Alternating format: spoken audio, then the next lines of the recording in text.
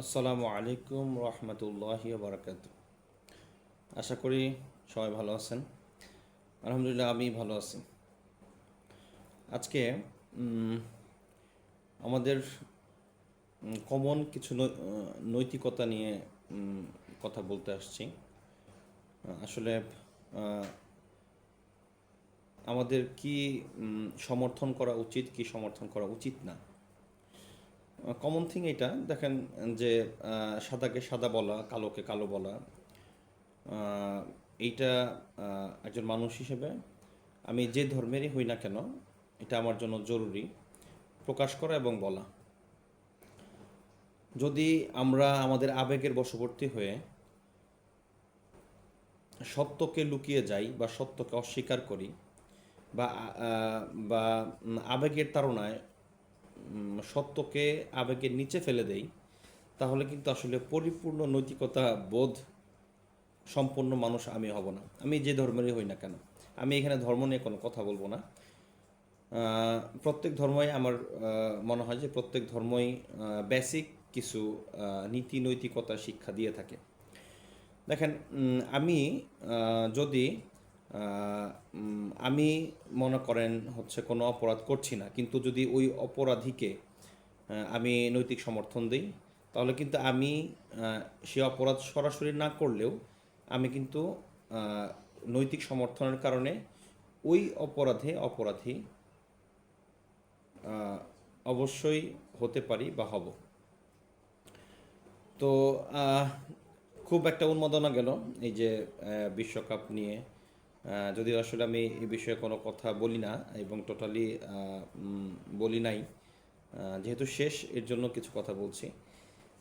আসলে আমাদের মধ্যে বিশেষ করে আমাদের আমাদের বাঙালি প্রজাতির মধ্যে আর কি, মানে আমরা বাঙালি যারা, তো আমাদের মধ্যে অনেক বেশি আবেগ কাজ করে, অনেক বেশি আবেগী আমরা বিভিন্ন দলকে সাপোর্ট করি এবং ওই সাপোর্ট করতে গিয়ে আবার আমরা ধর্মকেও টেনে আনি। অথচ ধর্ম আমাকে এই খেলা দেখার সমর্থনই করে না।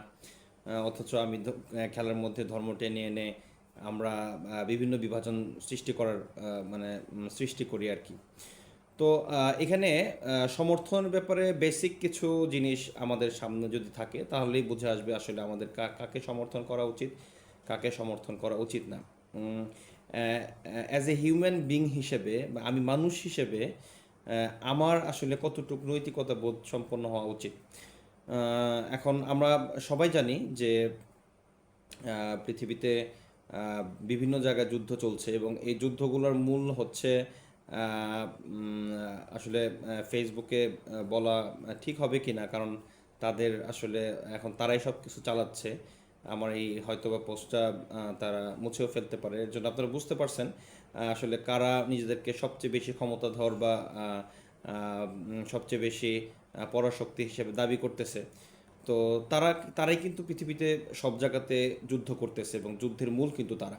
এবং তাদেরকে হচ্ছে যারা ডোনেশন করতেছে তারাও কিন্তু আমরা জানি যে আহ, শামের একটা এলাকার বা জাজিতারুল আপনার হচ্ছে সিরিয়ার পাশের দেশ বা মিশরের পাশের দেশ। তো ওই দেশকে কিন্তু তারা জবরদখল করে তারা হচ্ছে সব কিছুই দখল করে এবং সেখানে গণহত্যা চালিয়ে ওটার অবস্থা মানে খুবই খারাপ করে দিছে। তো তারা যদি কাউকে সাপোর্ট করে তো নিশ্চয়ই আসলে তারা যাকে সাপোর্ট করবে তাকে যদি আবার আমরা সাপোর্ট করি, সেটা কিন্তু নীতি নৈতিকতার বিরোধী হয়ে যায়।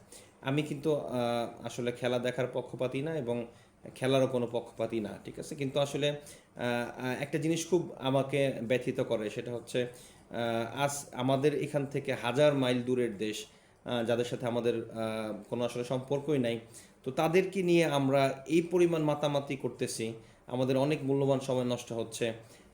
তারপর হচ্ছে আজকে দেখলাম হচ্ছে এই কোথায় যেন আত্মহত্যা করছে একজন, দুইজন মারা গেছে। তো এই যে দেখেন, তো এই আবেগের বশবর্তী হয়ে আমাদের মূল্যবান জীবনকে আমরা যারা নষ্ট করছি, আসলে এইটা কি নৈতিকতা বোধসম্পন্ন মানুষের কাজ কিনা। আবার এটা নিয়ে দেখা যাচ্ছে যে মারামারি হচ্ছে, হানাহানি হচ্ছে, একজন আরেকজনকে ট্রল করছে। আসলে তো এই বিষয়গুলা আসলেই কিন্তু নীতি নৈতিকতা বিরোধী কাজ, হ্যাঁ? তো এর জন্য আমাদের আসলে আমরা বেসিক যদি দেখি, আমরা যদি বেসিক চিন্তা করি, তাহলে কিন্তু আসলে আমাদেরকে সাপোর্ট করতে হবে তাদেরকে যাদেরকে যারা মানবতার পক্ষে কথা বলে, ঠিক আছে? তো এখানে কিন্তু কোনো ধর্মকে দেখা যাবে না, এখানে মানবতার পক্ষে যারা কথা বলে, নীতি নৈতিকতার পক্ষে যারা কথা বলে, তাদেরকে কিন্তু আসলে সাপোর্ট করা উচিত।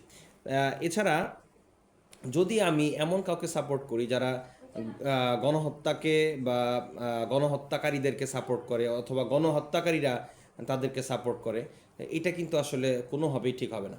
তো এর জন্য আমাদের আসলে এত আবেগী হওয়া আমার মনে হয় ভালো না। হ্যাঁ, এত বেশি আবেগী হওয়া ভালো না। আর এত বেশি আবেগী হলে দেখা যায় যে এটার দ্বারা অনেক সামাজিক সমস্যার সৃষ্টি হয়। হ্যাঁ, তো সব জায়গাতেই একই কথা, একই আলোচনা। তো এই আলোচনা থেকে আমাদেরকে বেরিয়ে আসতে হবে। হ্যাঁ, এবং আমাদেরকে অবশ্যই নৈতিকতার বোধসম্পন্ন মানুষ হতে হবে। আমাদেরকে সত্যকে সত্য জানা, মিথ্যাকে মিথ্যা জানা, এবং অপরাধকে অপরাধ জানা, জুলুমকে জুলুম জানা, এগুলি কিন্তু আমাদের জানতে হবে।